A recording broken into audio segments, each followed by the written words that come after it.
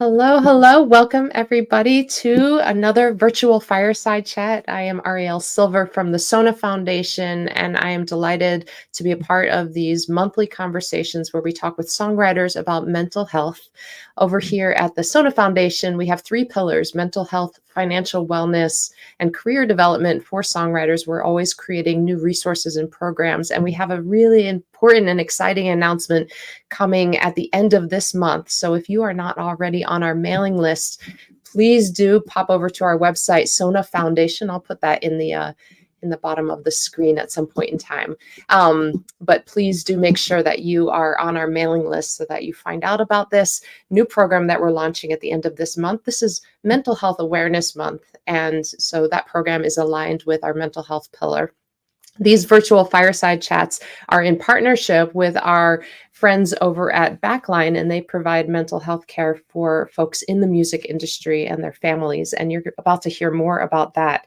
We are very excited to present this first part of a two-part conversation on parenting and the ways that it intersects, impacts, influences creativity for songwriters and mental health. And also, of course, we will have our clinical counselor friend over from Backline on screen as well for this conversation to talk about some of those mental health care tips. Let me bring on Terra Lopez right now. She is the Backline Community Manager. Hi, Terra. So glad to have you again. Hi, Ariel. How are you doing? I'm good. I always love these conversations, so I don't want to take up any more time. I'm just going to kick myself off the screen and put the spotlight on you so you can introduce Backline. But I just want to say thank you so much for being a part of it. Hey, everyone. Yeah, so as Ariel was saying, I'm Terra Lopez. I'm the community manager and head of artist partnerships at Backline. For those who don't know me, we have a very special fireside chat with the SONA Foundation today.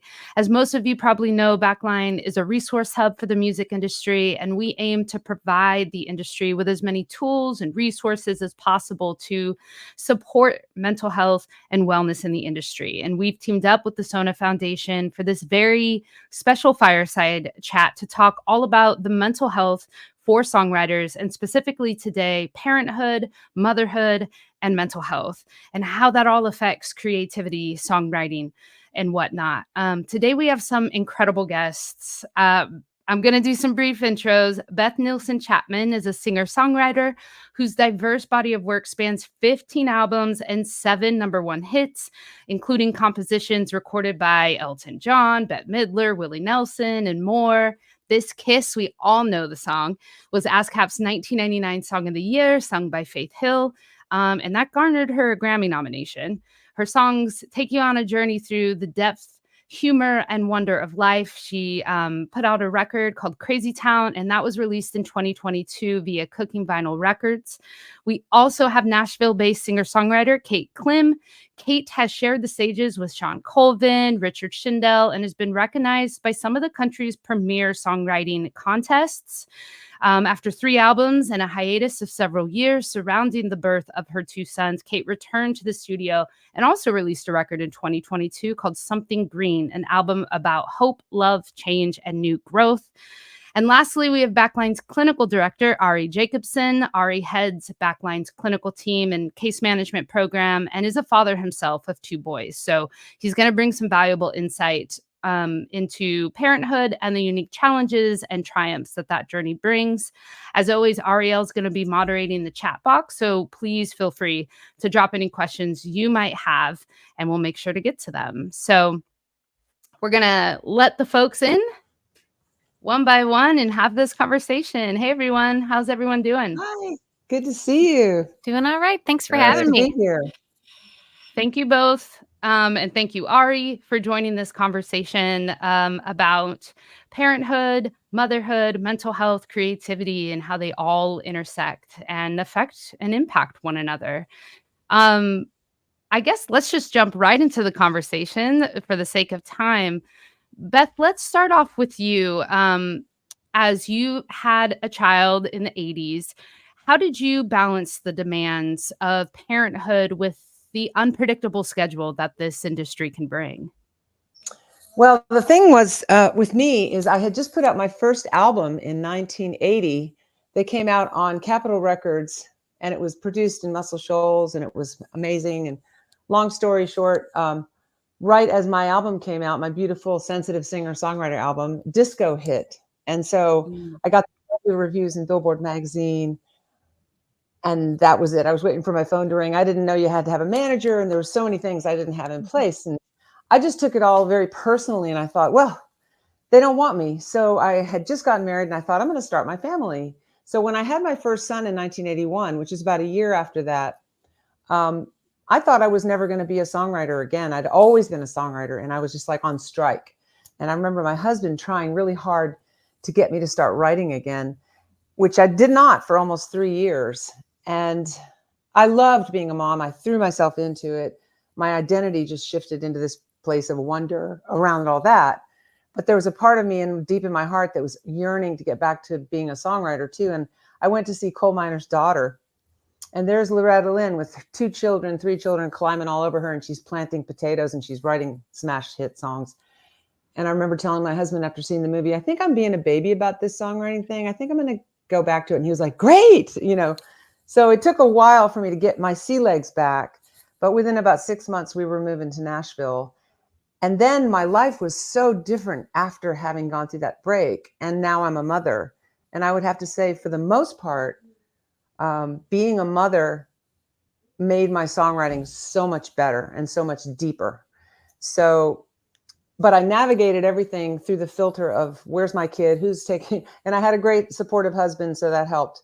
But it's the journey of being a mother never ends. You're not really done. My son is 43 and I'm still like, where is he now? Not too bad, but so it's been an amazing, wonderful asset, but it's also an incredible challenge of navigation skills, of which I had to learn.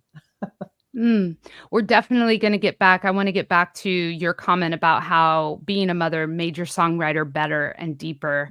That's very, very interesting.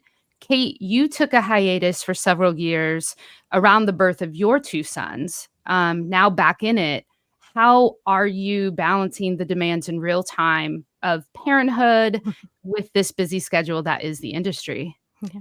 I'm laughing slightly to myself of the balancing. I'm like, I'm attempting to balance. So this is where I'll give the disclaimer that I am like truly in real time balancing. And if you saw me a little bit texting, as Beth said, some beautiful things, it was just because I'm actively navigating it right now. We have a medical situation going on with one of my kids. And I was like, I'm going to be on a live stream about motherhood. So I'm actually right now trying to balance if I need to leave for an emergent medical situation or do this.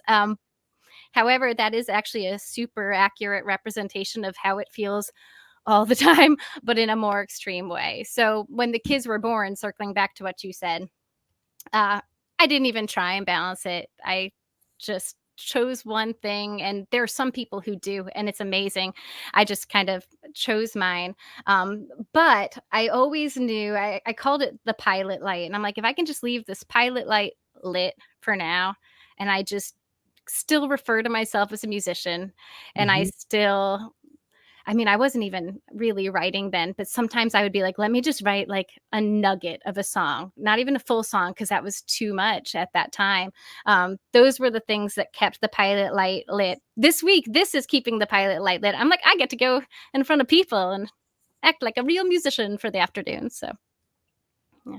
Gosh. Well, again, thank you so much for letting us know of your real-time balancing act of a parent. But that's what we love in these conversations, is just the realness of life and balancing that as a songwriter. Yeah. Beth, what were some of the biggest challenges you faced as a parent in the industry, and how did you overcome them?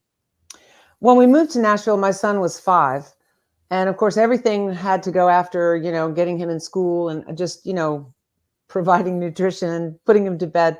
And I'm realizing, to be a touring artist, I have to really, like if there are some touring artists like Faith Hill, she had an entire bus that had nanny and kids. And not to say that wasn't also very difficult in some ways. I'm sure that was really challenging, but that's the way to do it if you can. But most of us are, finding childcare. If we're with with another parent helping, that helps tremendously. My husband was very supportive, but the whole thing was just a complete, it was like like a course, going 100 miles an hour half the time. And I would be in the middle of a writing session. I'd have to go pick my kid up from school. That just was that's what you got when you got me. And I don't regret it at all. And, would I have had a bigger career? Probably, if I didn't have anything else to deal with or think about. That would have been a broad amount of time.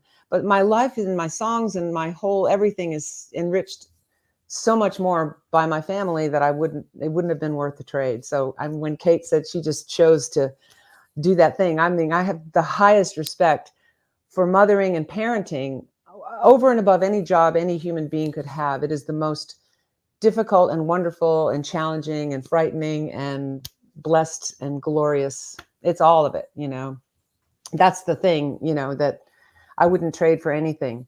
When my son was turning 12, my husband Ernest died of cancer. And he had been such a champion and we'd gotten us up to Nashville and, worked and supported me through all those years. And I thought, I can't see how I'm going to. By then I was signed to Warner Brothers and I had a couple of albums out and I had toured, but always when my husband took off work, we just navigated it. And I just didn't know how I was going to do that when he wasn't there. So we were really good friends with Rodney Crowell, and Rodney was coming over a lot. So Ernest, in the last couple of weeks of his life, said, "Hey, Rodney, you got to just tell her you're coming over to write a song, and she'll get the guitar out of the closet. She's got to know that she can do both. She can do both. And you got to convince her." So when Rodney came over, of course it worked. Rodney's coming over, get my guitar out of the closet. But he sat me down and he said, I was married to Roseanne for a lot of years. We had a lot of kids, 2 very strong artists. You can imagine, but we did it. We're doing it, and we have raised these beautiful kids. And he said, one thing to me that was so powerful, he said, you can model for your child that you're doing what you were born to do and you love it and you can still love them. And then don't worry about how. That'll find its own way. But you say, and again, Kate, I love that you said that in the present tense, I am a songwriter. I am an artist. Doesn't matter what I've done. That's who I am. And if you have that strength of your conviction about your own artistry, you model that for your kid. And that's as good as childhood gets, to me, is to have a parent who's comfortable in their creative genius that everybody has. Wow. That's beautiful. I want to ask both of you, Kate, if you also feel this way. Beth mentioned earlier how having children made her songwriting better, deeper, more enriching. Do you also feel that way? How has having children affected your creative process as a songwriter? Yeah, no, that's a great question. I draw inspiration from them for sure. I tend to take whatever angst or whatever worries I have and channel them into music. And I worry about my kids all the time. I worry about them all the time. So I just recently wrote a song. It's going to be on the new album, but I put something in the verse there that all these parents have kind of, the parents in my songwriting group who've heard it, they're like, that's the line, where there's a line that says, and they're in grade school, but I still check on them and listen to them breathe. Like in the middle of the night, I thought I would stop maybe when they weren't babies, but they're 7 and 9. So things like that, they're finding their way into the songs. Yeah, I'm not a parent myself, but I know, some of my friends are, and that worry, that constant worry is very present. I'm curious, and Ari, feel free to jump in too, because you are a father. How do y'all deal with that anxiety and worry? And Beth, you said your child is in his 40s and it's still very much there. How do you deal with that in real time? Is that me or Ari you're asking? Oh, all of you. Oh, okay. Because, I can talk. Oh, yeah. Take it, Beth. So, Yeah, go ahead. I have 2 grandsons now. One is 10 and one is 4. And it's been fascinating to me how much of the energy of my wanting to be there for them has caused me to create my schedule so that I get to see them and I'm very much in their lives. And also watching my son navigate being a parent is just a fascinating thing. And, I love to offer him advice, but I also know I really can't. Everybody has to do it their own way. And I just remember him being a little kid, and we were walking after a rainstorm, and there was this puddle, and he was probably about 6 years old, and the sun had just come out after this thunderstorm, and so there was this grease in the puddle, and there was this sort of swirly lines from the oil, and he ran up to it, and he was taking a stick, and he was trying to do this, and I said, "What are you doing?" And he goes, "I'm trying to rescue this thing." And I said, "What is it? Is it a fish?" He goes, "No, it's a dead rainbow." And I thought, God, Beautiful. to be 6 years old again. I mean, when you were talking about how is it, I literally would be able to try to say how to write through the lens of a 6-year-old is where all the best lines come from. I think that to be childlike and playing to me is the precipice of beginning a song and getting all of the download of the stuff that's inspiring, that's going to be the best bits, even if you don't know what it means yet, and you're just writing it down. That I try to teach as much as possible. Like, don't think, don't try to figure it out, don't name it, just write it all down and then watch it shake out. And the song will tell you what it wants to be when it grows up. I learned that from having a child, and I learned that now again, it's like refreshed completely having these grandkids. And I think it's just an incredible gift that, that I would not have traded for anything. Yeah. What a songwriter, Dead Rainbow. Oh my gosh. He's a really good songwriter too. Yeah. Beautiful. That's beautiful. Yeah, no, that's great. For me, I kind of circling back to our worries and my current situation. For me, it's the music is a great place to put that, because I am very conscious of not wanting to hand it to my kids saying, "Here's what I'm afraid of, so you should be afraid of it too." I'm trying to do the opposite. Listen to a bunch of like Pema Chodron audiobooks and that kind of stuff. And then those worries, the music is pure therapy for that. So I'm very grateful for that right now. Yeah, that's so true. Ari, Kate just mentioned something of how she doesn't want to give her children the anxieties that she is feeling. How, as a parent, can you avoid doing that?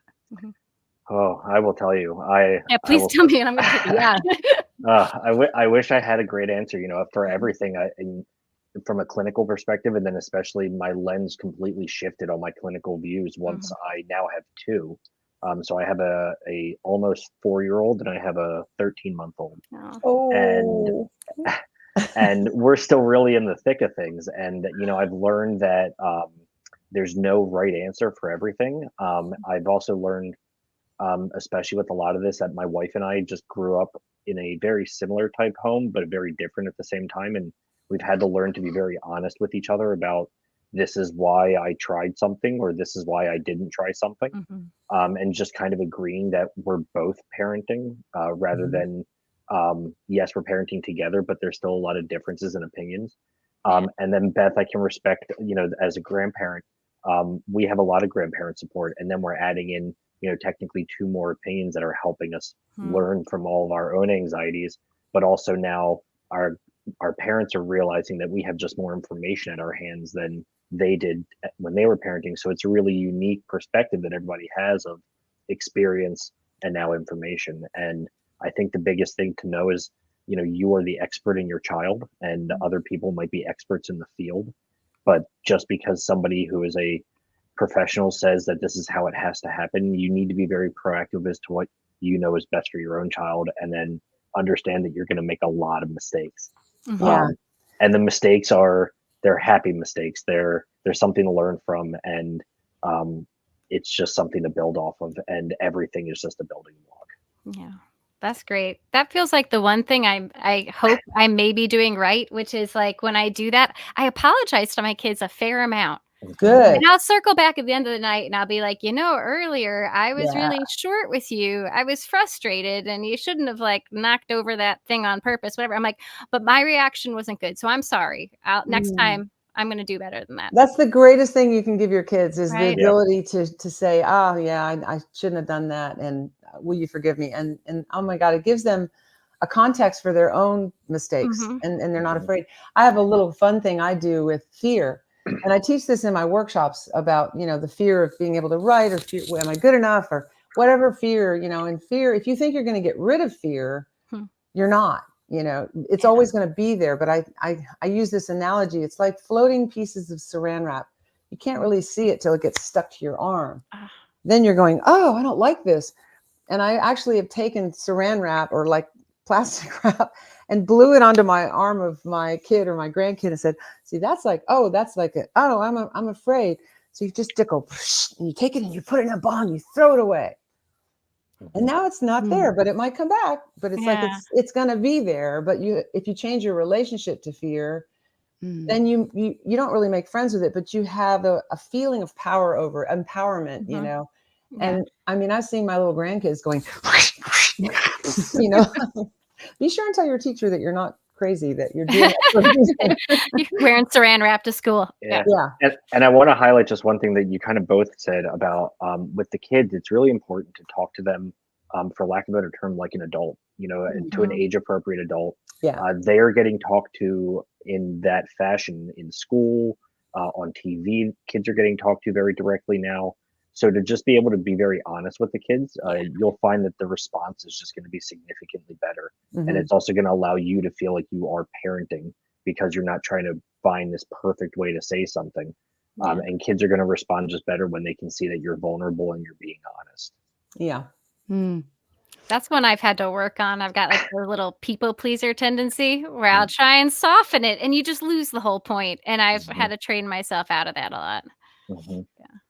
Hey, Beth, Kate, you mentioned fear. Or go ahead. Go ahead. I was going to ask Kate, have you ever had where you have a musical opportunity and you're just not able to say, well, I'll commit to that completely? Like I know when I got signed to Warner Brothers Records, I was very excited to be, but I was also, you know, now don't forget I have a kid, you know, and they knew that was like, I practically had it written into my contract, you know. Have you run into that in your world? I'm sure there were absolutely gigs I've turned down for sure. I guess none of them were so significant that I could name what it was now. So maybe that says, but that said, our careers have been on totally different scales. Right. So I'm kind of representing the indie person here. I'm indie now, but I know what you mean. No, but that's a great question. I think it's what I'm doing, and I probably need to figure out what I'm doing here is I'm like preemptively filtering out things for myself.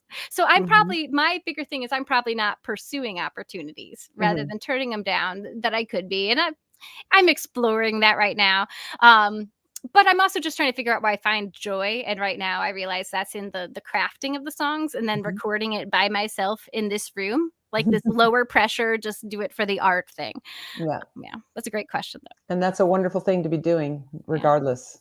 Yeah. Thank you. Absolutely.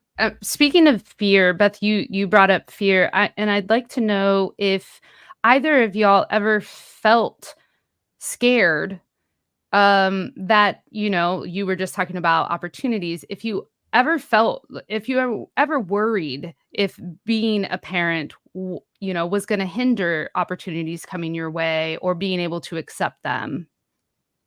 Oh, I thought right from the beginning when I started going back into writing and, you know, I got a publishing deal, moved to Nashville, and then it was about almost 5 years before I got offered a record deal. And I was really frustrated because I wanted a record deal, but I also felt like I knew what my priorities were and I didn't know if anybody would want me.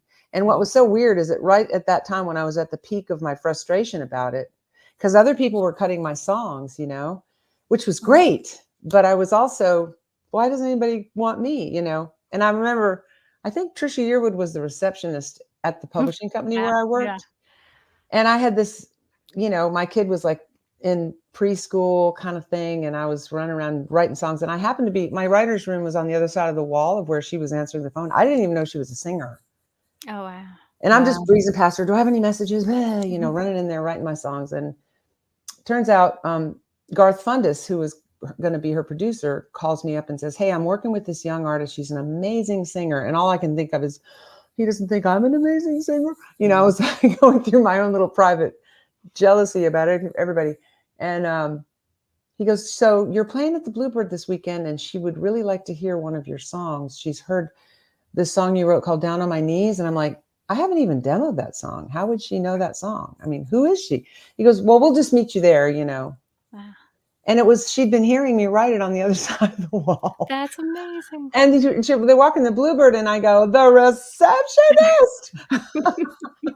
And at that moment I felt like I'm I made my decision. I'm a mom and she Mm. gets to be, but I worked that out over the next few years. The thing is, if you just say yes, Hmm. and in a kind of spiritual way, just say, Mhm. yes, please bring me all the things and I will work a way out to do whatever I can. Then things will come. I just believe in that kind of energetic, thing. Maybe more things than you can deal with. And you're like, I've had that happen too. But eventually I got a record deal and, everything had to go around my kid though, and I did have support of my husband, but it's a real, it's a real trip. Yeah. Yeah. I wonder if at some point, I think I took it into account early that like I'm going to want to be a musician and I'm going to want kids and I'm going to want to be around the kids. And that's going to probably impact how much I do the Mhm. other stuff. But I think because I always envisioned both, um, it hasn't felt as limiting, or I just always viewed it as a package deal. Yeah. Mm. Well, you have an acceptance around it, and I think the mental strain comes when you're not happy with the choice that you made. Yeah. If you had said, look, I'm going to have a kid, but I'm going to be an artist. So I'm going to get a babysitter and I'm going to go do this thing. Most mothers, I think, would go, wow, I should have been there when they learned how to walk. And I mean, I've never regretted where I leaned.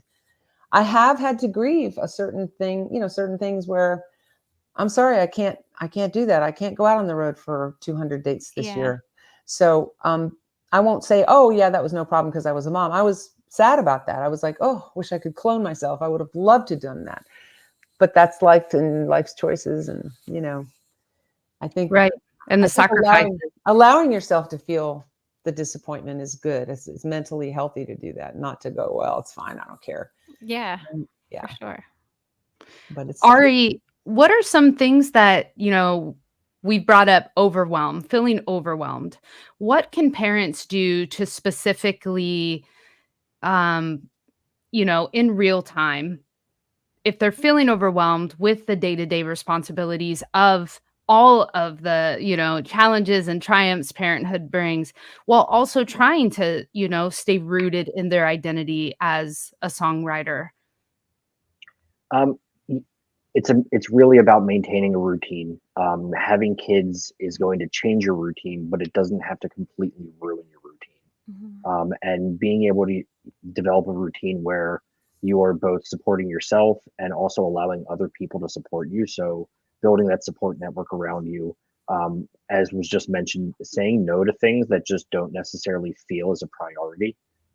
There comes kind of a point that you would hope in your career where um, you're able to say, I'm only going to take the things that I really want and then be able to make a career with that. But that's not always the reality for everybody. Yeah. But I would argue that by saying no to a couple things here and there and giving yourself a little bit of extra time to focus on your family, focus on yourself, then that will allow you to produce, just be a better person at your next available opportunity. So it will actually end up by turning down an opportunity, you'll actually make the next opportunity a little bit better. And really just, again, relying on your resources. There's a lot of parenting resources out there. There's so many parenting like videos and people that you can ask questions to. Doctors are really helpful in terms of like pediatricians are going to give some really great tips. Mhm. And then just once you have some of that, doing your own research and figuring out some great things that work for you and your family. Because not everything, especially in the music industry, is going to work linear, and some things are going to have to happen at a distance, but that doesn't mean it's impossible, and just figuring out how to do it for you. Mm. That's great. Yeah. That reminds me a little of my current strategy, which I like leaned in when you started to talk about overwhelm again. I do feel like my biggest challenge of being creative in music is truly time. And not just like the time to sit at the keyboard, but I will work best if I have this wide open window of time to like chill out and, light a candle. Like the best thing would be an entire day. If I have an empty day where I'm not like, I got 45 minutes, I hope a song comes, it's just too much pressure and I tend to not operate well. And right now I've had to just book a day of nothing like a month out because it's the way it's working. So I can say right now, I believe like Tuesday, June 4th is going to be like my next immersive music day. And I have to put it in the calendar and make it sacred. And that's my coping mechanism right now. Yeah, I love that. But good for you for putting that on your calendar, because that'll be here in no time. And if you schedule time, if you schedule time for your creative self, it's like dating. If you don't call the person ever, they're going to kind of move on, you know. Or if you bail on them all the time, right? Exactly. I think of creativity as a relationship, you know, our relationship to the creative flow. And if we show up, if we have, to me, the most important muscle as a songwriter is the show up muscle. So how do you show up when you have a toddler? Well, you don't really, you know, or you make it a game and you might get a little something, but moving around all of that, finding that day, that's absolutely primo. One of my favorite books ever written on songwriting is called If You Want to Write. And it's written in the 30s or the 40s by Brenda Ueland, Ueland. It's the most brilliant book on writing. And my favorite thing she says is, you have to have time to do noodling. Yes. You have to noodle. So if you have 45 minutes, I suggest just noodling. I don't ever say I have to, let me see if I can write a song. I say, I'm just going to putter around and play and plunk around and record it the whole time, because you're probably going to do something brilliant. You don't even recognize it because your head is all, you know, baking the bread and stuff. But I mean, that's to me one of the greatest things. The noodling, you have to have time to kill. So well Who put. has time to kill when you have kids? Because noodling is also no pressure, right? Yes. There's Right. no It takes the pressure to be pressure off. brilliant. Another I real also, fun. Yeah, go ahead. So I also just think it's really, you know, as a parent, our battery that used to go up to 100% doesn't really get quite up to 100% anymore. Right. If you're lucky, I think we get to about 80%. But Kate, even as you mentioned, like even as I'm like lying in bed, I'm still wondering, you know, what's going on. I'm worried about the kids if they make a sound that's on. So as parents and then as working professionals, you have to schedule in some extra bit of a piece to get you up to that 100%. And you're not going to be able to do that just on the fly, because toddlers happen and chaos happens. Toddlers are happening. But by scheduling that in, it also allows you to kind of mentally prepare and say, like, this is really important for me, and to focus on myself. You know, you are the product. And so to focus on the product and make it the best it possibly can, you're going to have to be at 100%. So you got to focus on actually scheduling that time for yourself and using it. Yeah. But I will say that some of the best things I've ever written, I was incredibly sleep deprived, and I wasn't really thinking I was bringing it. I literally saw it like 2 days later when I went back and listened and said, that's pretty good.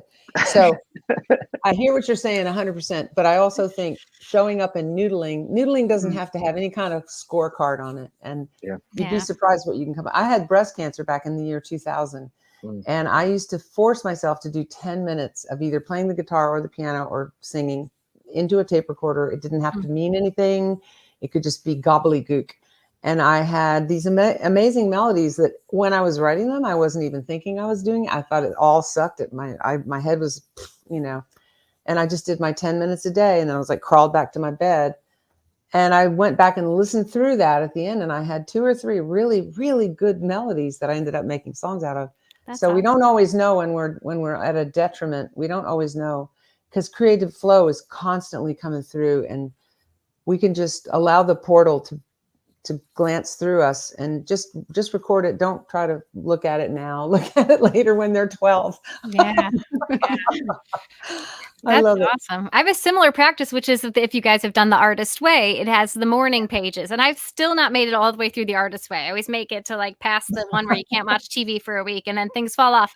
But the 3 pages of journaling in the morning, which is probably really similar to that, because it's stream of consciousness. You don't always even plan to go back and look at it, and it takes about 10 minutes. And when I'm in that practice of doing it, you know, every single day, it's so important. It affects mental health. It affects creativity. And sometimes there is a thing where I'm writing. I remember I was walking to pick up my car before I did my morning pages, and I wrote about how there was a leaf on the sidewalk that I thought was a leaf until it flew away, and it turned out to be a butterfly. And then I ended up turning that into like a whole little poem. So you still capture ideas by doing that time. Oh yeah. In Yeah. fact, when you're really sleepy or you're not really all there, it's almost like an opportunity for stuff to come through that you would normally, the gatekeeper would be going, no, that's not Unfiltered. good. No. Yes. Yeah. Completely Yeah, write all that uninhibited. stuff down. Yeah. Yeah. When we were writing This Kiss, I'll tell you a funny story. We had the first verse and the chorus, and it was really great. I wrote that with Annie Roboff and Robin Lerner. Annie Roboff had a lot of that song written, like the first verse and everything. It was amazing to be a part of it. But writing the second verse was like, wow, the first verse is so satisfying. Mm-hmm. What are we going to say now? And I remember just saying, well, I'm just going to take a run at it and just leap off the ledge and see what pops out of my mouth. And what popped out of my mouth was, Cleopatra was a snowflake. And they were like, no. Cleopatra was not a snowflake. And I mean, I don't know why I said that, but it took about 2 more hours before I said, well, maybe it's not Cleopatra. Maybe it's Cinderella. And then maybe it's not a snowflake. Maybe it's Snow White. Cinderella said to Snow White, how does love get so off course? And then we were off and running. So you see what happened there. This subliminal little piece of him came through. And if I had disregarded it, I might have missed that opportunity. Like you saw that leaf and you were curious. And then next thing you know, it's a butterfly. Yeah. That's the magical mystery tour of getting on the roller coaster of creative flow. It will take you where you don't even know you're going, where you need to go, which is why it's so therapeutic, you know? Yeah. It's so interesting to hear that thread too. That's got my songwriter side going, where it's like you kept a lot of those same sounds of the like. I do that all the time. Snowflake, right? There's something about vowel sounds, and that's another one of those. If you can just sit there and make a bunch of weird, like a lot of my placeholder lyrics at first are like Ingrid do like, and the words end up keeping those vowel sounds or some satisfying thing that just kind of fell out. That's how I write most of the songs that I write. That's amazing. When I co-write, sometimes it scares people when I do that, but I always find that the vowels always match up because the song is already perfectly written and it's waiting for us to arrive at it. Yeah. And we just have to keep paying attention to where we think it maybe is telling us it wants to go. And you can't be afraid to why sound did I dumb. say Cleopatra? You know, so if you can get on the other side of the critic, which is the guy that should be in the trunk with duct tape on his mouth until you're very, very finished with the song and you think it's all done. And then you're going to go play it at the Bluebird, only you get that guy out of the trunk and you go, anything else that needs to be, then they go, wah!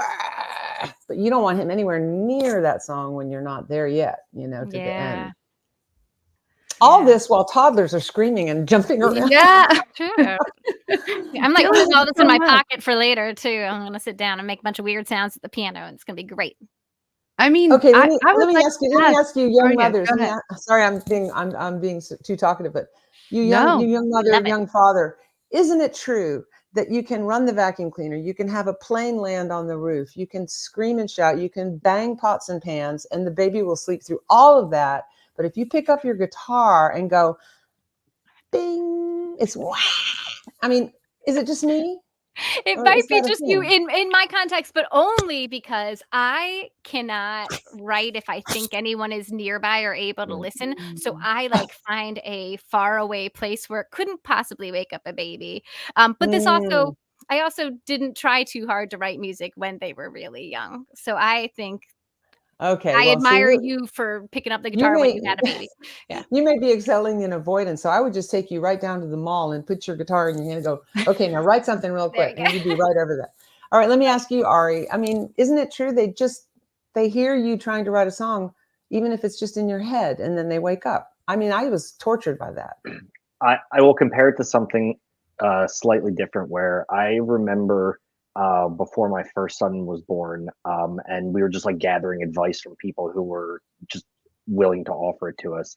One of the things that was really encouraged was like, oh, when he naps, that's when you're also going to get to like nap and do other things. And so we get into bringing this child home who great sleeper, but the second he went down for a nap, then you're like, oh my God, I have to do this, I have to do this, I have to do this.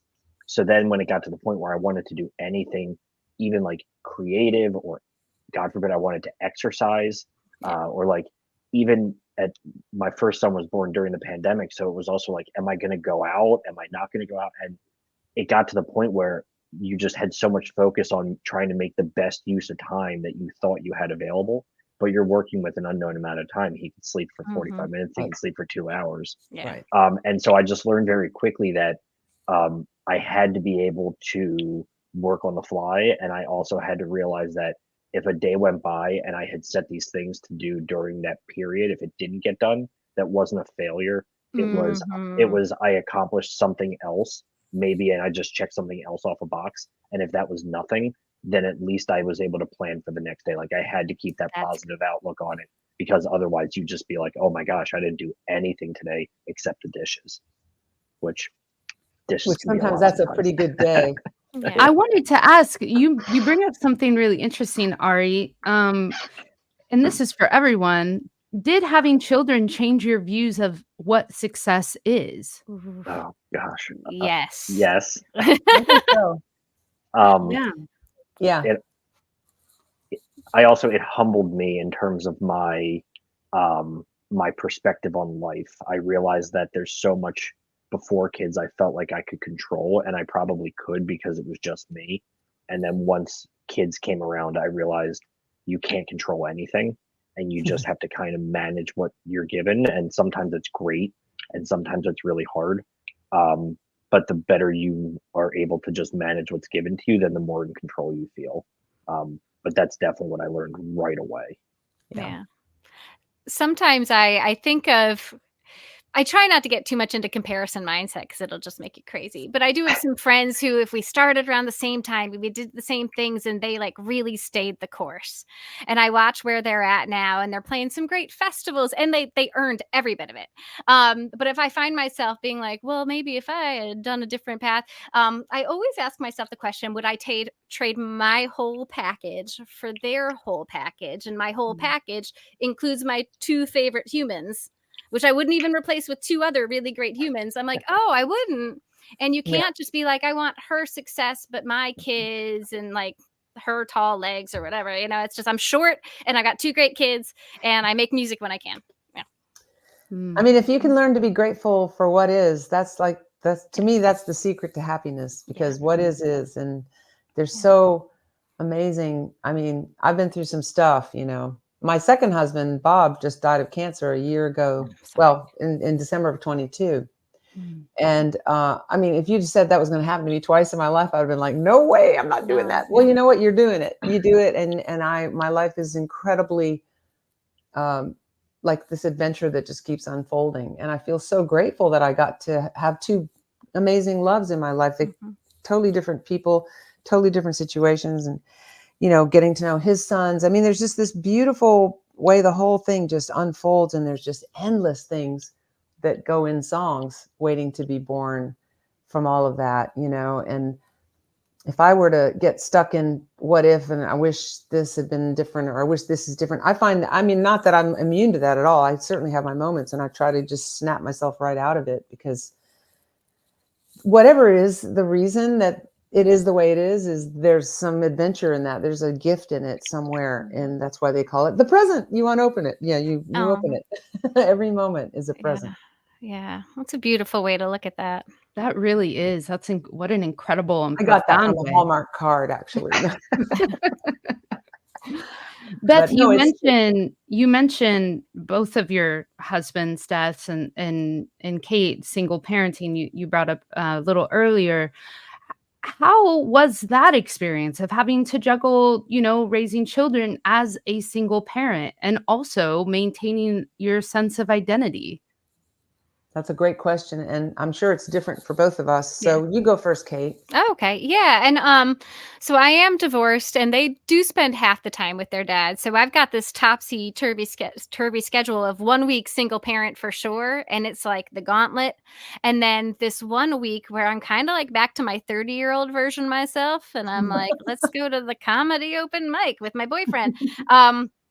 But I do tend to also way overfill my spare time in those weeks. But all that to say, when I was getting divorced and trying to look at the bright side of things and search where they were and mourn some lost time with my kids, sometimes I can spin it in the like, I'm going to spend 50% as much time with them when they're small as I thought. Then I remind myself, like, I can use this time to create things and nurture friendships. So I feel like my mental health has improved now that I like make art again, or I schedule a day while they're with their dad to make music, and maintain friendships and go to shows. Mm.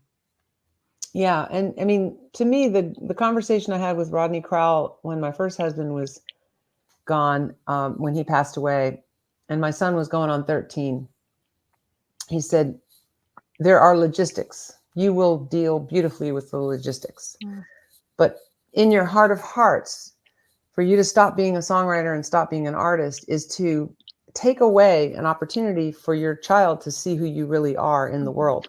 Now, we don't even want to go where you're going to end up being after 6 months or a year of putting that light under a bushel so you can be a full-time single mom.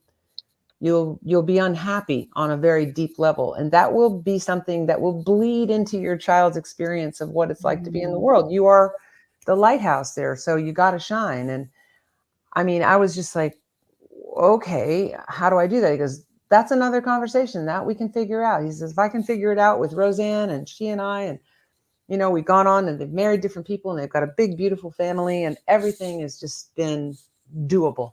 He said, all that stuff is doable.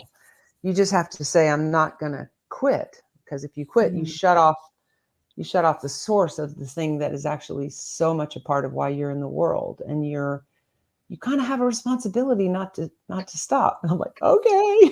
And I was so glad he said that. And ironically, when my second husband, Bob, was, you know, in the last week of his life, he said, I had a bunch of shows lined up for 2023. Mm-hmm.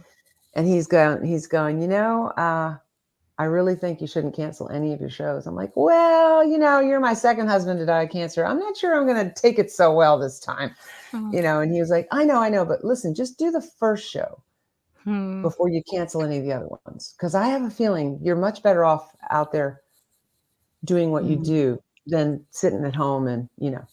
And I promised him I would only do the first show, which was 4 days. It turned out to be 4 days after he passed. And I made Rodney Crowell come down to the Franklin Theater and be my stand-in. So like, you're coming down here. And I had great support from other artists. And I did that show and I was in this wonderful sort of weird, I felt like angels were all around me. I was in an altered state. And I told the audience, I said, I don't know what I'm doing here, but if I go down, I got plenty of artists backstage who are going to take over for me. And it really gave me a sense of moving forward again, like my first conversation with Rodney did about just show up and just ask the universe, show me how, and I'm going to figure it out. And I never canceled a show in 2023. And I mean, I've been grieving that loss, but I am also bringing my audience in on it, you know, and I'm like, I'm doing fun songs and happy songs. And then I occasionally do one where everybody's crying but me, you know, because I'm busy singing. I think our music and our songwriting is almost like having another child that you don't want to ever abandon. Don't ever abandon it. You know, it might go quiet for a while. I mean, those 3 years that I didn't write were the most growth I've ever had as a songwriter, because I was taking everything in.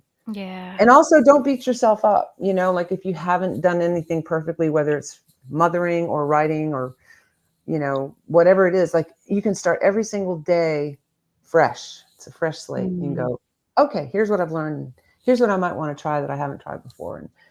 And I'm good. You know, I forgive myself. I'm doing the best I can. That's all we can do. What incredible advice for people who are maybe feeling overwhelmed and have had to step away. But just, that's really incredible that you say that you, during those 3 years where you didn't write, that was the most growth as a songwriter you experienced. And I wasn't aware of it at the time. I thought, right. I'm never going to write another song. I showed up. I gave them my best. Nobody wanted me. Forget it. They're not getting any more songs out of me. And I was still having to work in bars playing Joni Mitchell songs and, you know, making money for the food, but I was not doing my originals. And, you know, the thing about that finding out that's when I grew, I found that out 5 years later when I was like, wow, I'm a better songwriter for having taken that time off. So to me, even when it looks like it's a mistake, it's probably not a mistake. It's just where you're at, where you have to go through to get to the next thing. Yeah.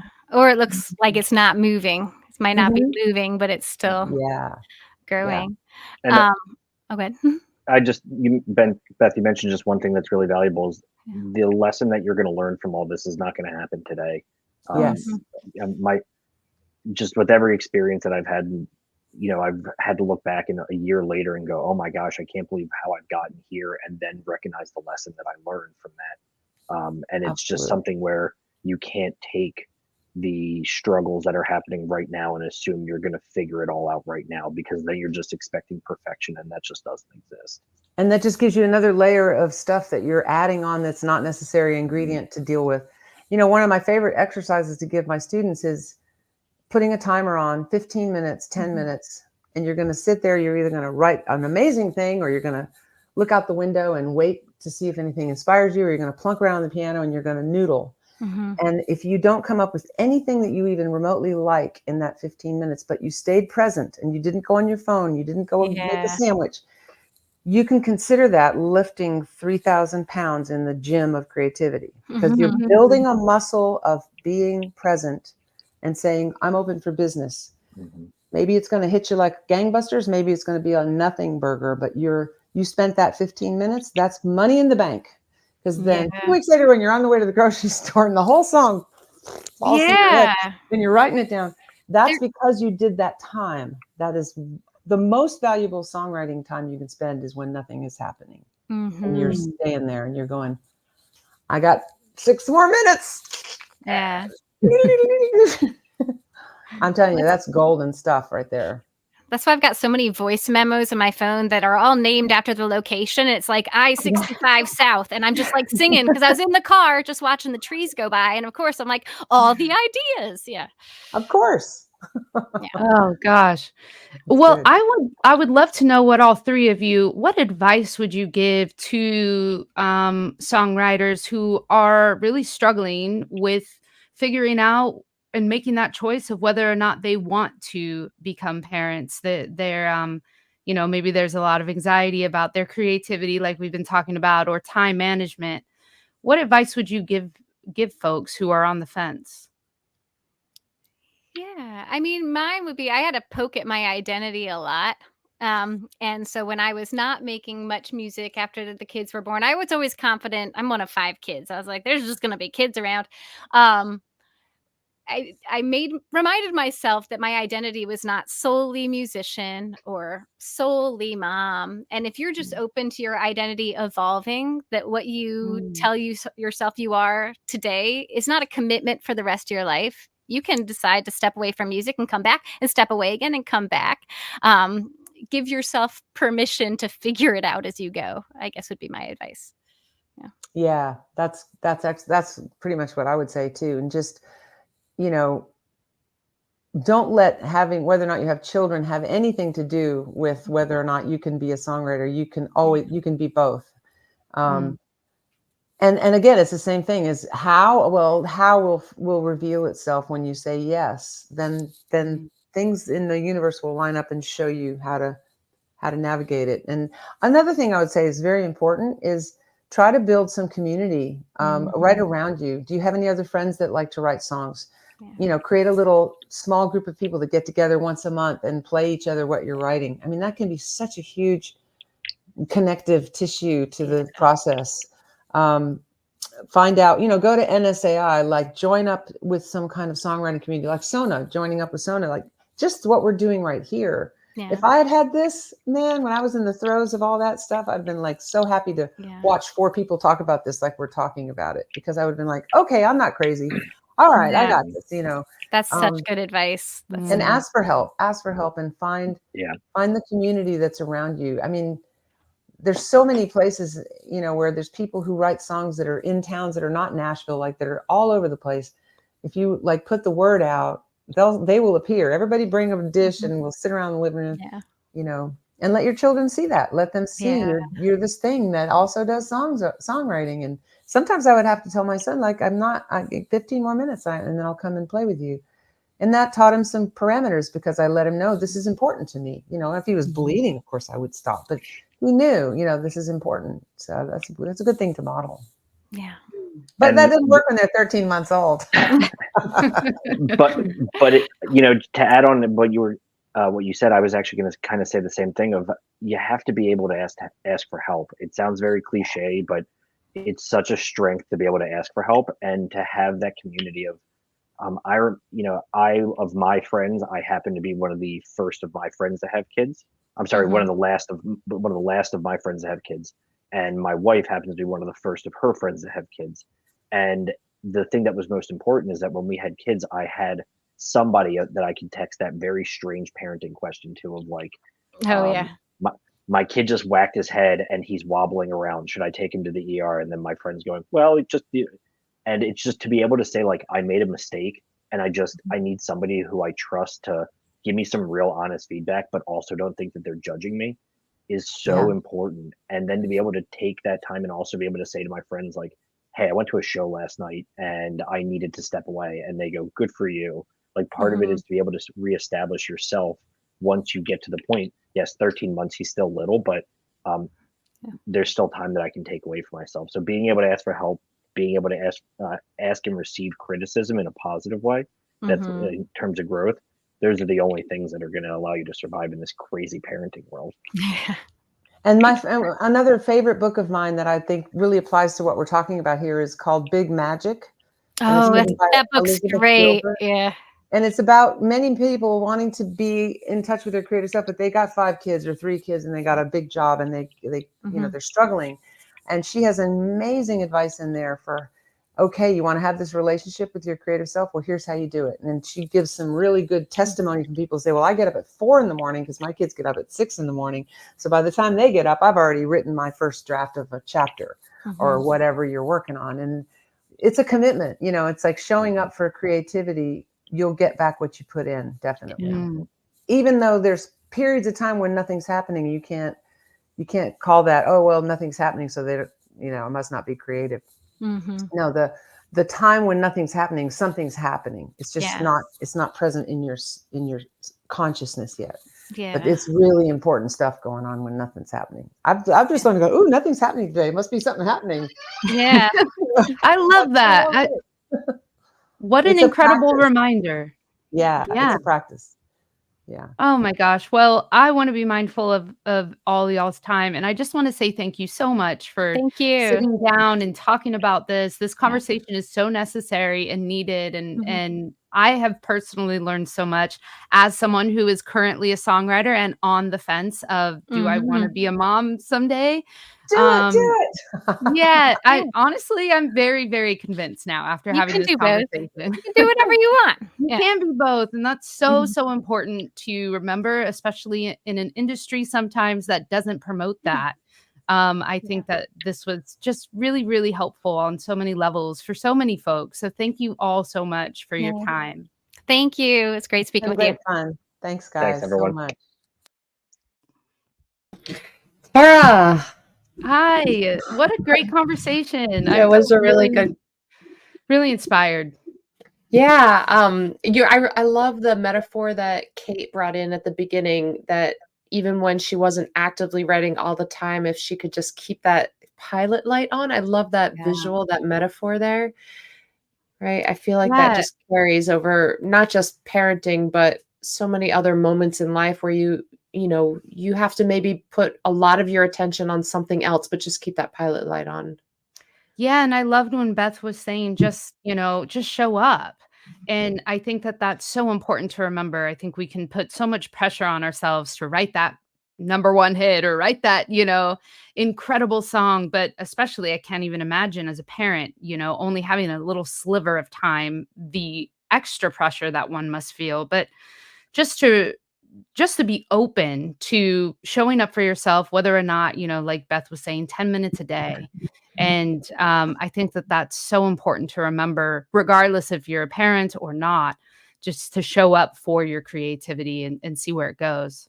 Yeah. And Beth mentioned a few times in different ways it came up that by showing up for yourself, you're modeling for your children how to show up for themselves. And, by being authentic to who you are and, maybe what your purpose is here on earth, however you see it as an artist, to do that is maybe one of the greatest lessons you can pass down to your kids.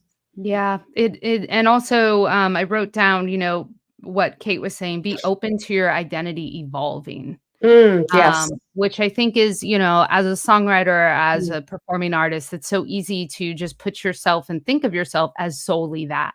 And I think it's really important to be open to seeing how, as life progresses, how you evolve. Yeah, Tara, as you say that, I'm thinking about, a totally separate part of being a songwriter, that idea of social media and branding and marketing and promoting yourself and all of that stuff. And I think maybe that butts up against that idea, being open to yourself, evolving your identity, evolving.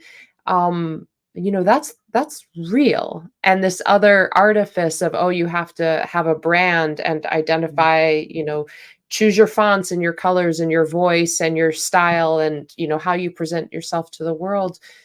Actually, we are humans and we're on a journey and we can evolve, and that is the journey of an artist, is that Right. over the course of a lifetime of an artist evolving. And maybe part of that is parenting, and if you are parenting, knowing yourself as a younger parent, and then knowing yourself as your kids, as their identities are changing and they're growing up and moving out of the house, or as you become a grandparent, all of that stuff. Yeah, it's a great reminder. Mm-hmm. Yeah, Thank you what a so great much. conversation. Absolutely. Yeah. And next month we get to talk to fathers. That's the plan. Yes. Yes. To hear more about this parenting conversation, and something that I'm particularly interested in as a stepmother who has not had biological kids. I'm interested in, really widening that narrative, asking all of those questions that come up for women that don't have children, for men who don't have children, who wanted them, who didn't have them, who didn't want them. How, I think there's a lot of ambivalence. You even mentioned yourself that you've been having this question, will you have kids, will you not have kids? And I do think that for some people it's an on or off, button. It's a strong yes or it's a strong no, but there's a lot of area in the middle, that true definition of ambivalence where, there are a lot of questions that come up in that middle ground. So I'm looking forward to next month's conversation as well. Yeah, thank you again so much for hosting this. I always just leave these conversations feeling so inspired, and I'm really excited to start utilizing Beth practices for creativity. And it couldn't have come at a better time for me. 100%, me too. And I love those book recs as well that I put into the comment section or chat box or whatever it's called. So Terra, thank you again. I will see you next month. Awesome. Thank you so much. Yeah. And thank you all for tuning in, whether you're here live or watching the replay. We have a whole playlist on our YouTube channel, on our SONA Foundation website with past conversations. We've talked about mental health and touring. We've talked about unexpected illness, grief and loss, anxiety. Also, Therapy 101, that was the first episode of this year, Therapy 101, and that ties directly into the program that we are going to be announcing at the end of this month. So once again, be sure you're on our mailing list to find out about that. And either way, we will see you next month for our next Fireside Chat. Thanks so much.